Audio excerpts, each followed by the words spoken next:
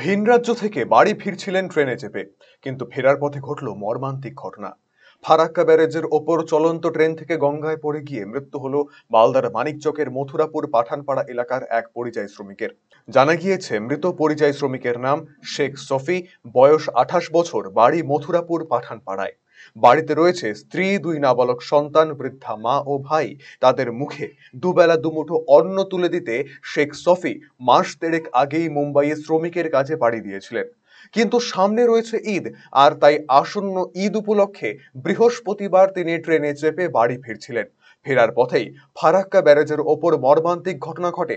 তিনি কোনোভাবে চলন্ত ট্রেন থেকে গঙ্গায় পড়ে জলের তোড়ে তলিয়ে যাওয়ার পর এদিন তার মৃতদেহ উদ্ধার হলো।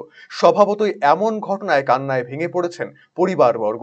এদিন তার নিথর দেহ বাড়িতে আসতেই কান্নায় ভেঙে পড়লেন পরিবারবর্গ। এদিন মৃত পরিযায়ী শ্রমিকের বাড়িতে পৌঁছে যান মানিকচকের বিধায়ক সাবিত্রী মিত্র। কথা বলেন পরিবারের সদস্যদের সঙ্গে, তাদের পাশে থাকার আশ্বাস দিয়েছেন তিনি। ডেড বডিটা যাতে খোয়া যায়, আমি ওখানে এসপিকে বলে আইসিকে, ওখানকার আইসি খুব ভালো কাজ করেছেন এবং ডেড বডিটা আজকে উদ্ধার করেছে। এবং যখনই বাড়ি থেকে ফোন যাচ্ছিল তখন মায়ের কিংবা বইয়ের কান্না খুব সহ্য করতেই পারছিলাম না। আমি খুব অসুস্থ কালকে ছিলাম, আমার আসার কথা না। বাড়িতে সবাই একদিকে, আমি একদিকে চলে এসেছি আজকে, যে আমি দেখতে যাব, ওর পরিবারের কাছে দাঁড়াতে হবে। আমি চলে এসেছি, আমি তাদের পাশে আছি। রেলের অ্যাক্সিডেন্টে মারা গেছে।